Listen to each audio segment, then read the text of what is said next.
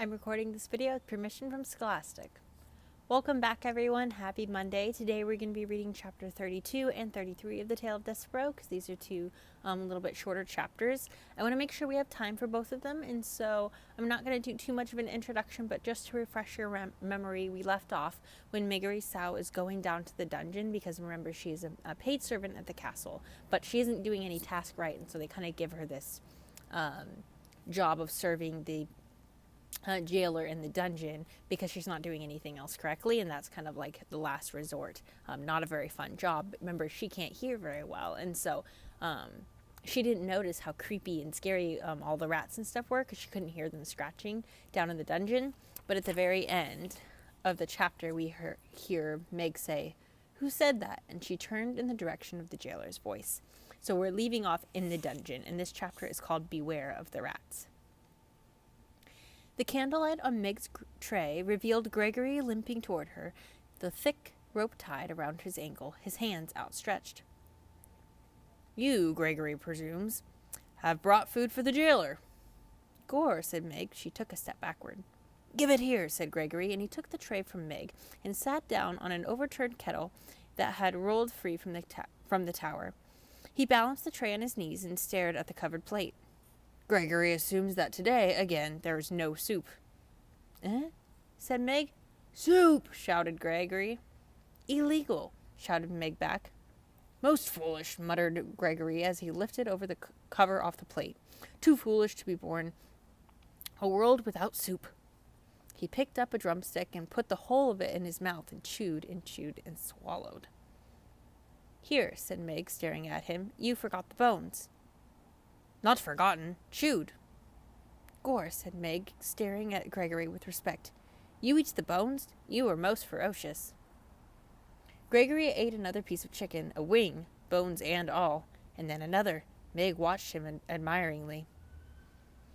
"Someday," she said, moving suddenly to tell the man her deepest wish, "I will be a princess." At this pronouncement, Chiaroscuro, who was still at Meg's side, did a small, deliberate jig of joy. In the light of one candle, his dancing shadow was large and fearsome indeed. "Gregory sees you," said that to the rat's shadow. Chiaroscuro ceased his dance. He moved to hide beneath Meg's skirts. "Eh?" shouted Meg. "What's that?" "Nothing," said Gregory. "You aim to be a princess. Well, everyone has a foolish dream. Gregory, for instance, dreams of a world where soup is illegal. And that rat, Gregory is sure, has some foolish dream too." "If you only knew," whispered Chiaroscuro. "What?" shouted Meg. Gregory said nothing more. Instead, he reached into his pocket and then held his napkin up to his face and sneezed into it once, twice, and then 3 times. "Bless you!" shouted Meg. "Bless you! Bless you!" "Back to the world of light," Gregory whispered, and then he pulled the napkin up and placed it on a tray. "Gregory is done," he said, and he held the tray out to Meg. "Done, are you? Then the tray goes back upstairs. Cook says it must. You take the tray to the deep downs, you wait for the old man to eat, and then you bring the tray back. That's my instructions." "Did they instruct you two to beware of the rats?" "The what?" "The rats." "What about 'em?" "Beware of them," shouted Gregory. "Right," said Meg. "Beware the rats." Chiaroscuro, hidden beneath Meg's skirt, rubbed his front paws together. "Warn her all you like, old man," he whispered. "My hour has arrived. My time is now, and your rope must break. No nibbling this time. Rather a serious chew that will break it in two. Yes, it is all coming clear. Revenge is at hand." So Chiaroscuro is up to something sneaky. I want to just keep reading so we have enough time for both. But we see that Gregory is kind of warning Meg a little bit, saying to beware of the rats. And little does she know that Chiaroscuro is right underneath her, ready to pounce. This chapter is called A Rat Who Knows Her Name. Meg had climbed the dungeon stairs and was preparing to open the door to the kitchen when the rat spoke to her. "May I detain you for a moment?" Meg looked to her left and then to her right. "Down here," said Chiaroscuro. Meg looked at the floor. "Gore," she said, "but you're a rat, ain't you? And didn't this old man just warn me of such? Beware the rats," he said. She held the tray higher so that the light from the candle shone directly on Chiaroscuro and the golden spoon on his head and the blood-red cloak around his neck. There was no need to panic. None at all, said Roscoe. As he talked, he reached behind his back. Using the handle, he raised the soup spoon off his head, much in the manner of a man lifting his hat to a lady. Gore, said Meg, a rat with manners. Yes, said Roscoe. How do you do? My papa had some cloth much like yours, Mr. Rat, said Meg. Red like that. He traded me for it. Ah, said Roscoe. He smiled a large, knowing smile. Ah, did he really? That is a terrible story, a tragic story. Reader, if you will pardon me, we must pause for a moment to consider a great and unusual thing, a pretentious thing. That great, unusual, pretentious thing is this.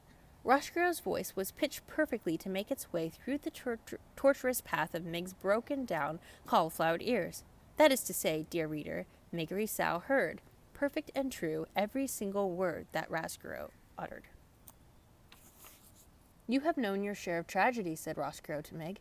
Perhaps it is time for you to make the acquaintance of the triumph and glory. Triumph, said Meg. Glory? Allow me to introduce myself, said Roscoe. I am Chiaroscuro. Friends call me Roscoe, and your name is Meggery Sow. And it is true, it is not that most people call you simply Meg. Ain't that the thing, shouted Meg, a rat who knows my name. Miss Meggery, my dear, I do not want to appear too forward so early in our acquaintance, but may I inquire, am I right in ascertaining that you have aspirations? So here is Meggery Sow and Roscoe interacting, where she's holding the candlelight right above his head.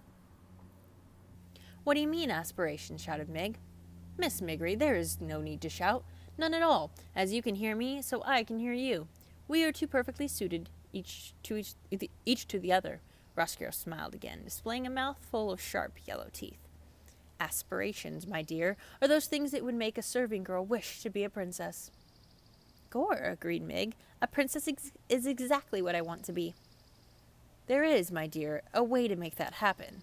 I believe that there is a way to make that dream come true.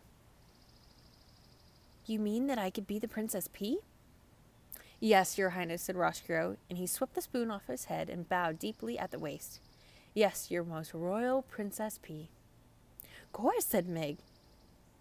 May I tell you my plan? May I illustrate for how we can make your dream of becoming a princess a reality?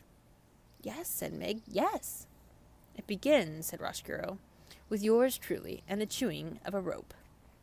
Meg held the tray with one small candle burning bright, and she listened as the rat went on, speaking directly to the wish in her heart. So passionately did Roscoe speak, and so intently did the serving girl listen, that neither noticed as the napkin on the tray moved. Nor did they hear the small mouse-like noises of a disbelief, outrage, that issued from the napkin as Roscoe went on unfolding, step by step, his diabolical plan to bring the princess to darkness. And that is where we say end of the third book. So remember that this book is divided into different sections. So that's the end of the third section, or the third book. That leaves a little bit of mystery, I think, because we do see how Roscoe and Meg meet. We see how the jailer is intertwined. We do know that that tablecloth, that red piece of cloth that Roscoe has, is what Meg's father sold her for. And so all of these pieces are starting to come together, but we do hear at the end, sorry, there's an airplane.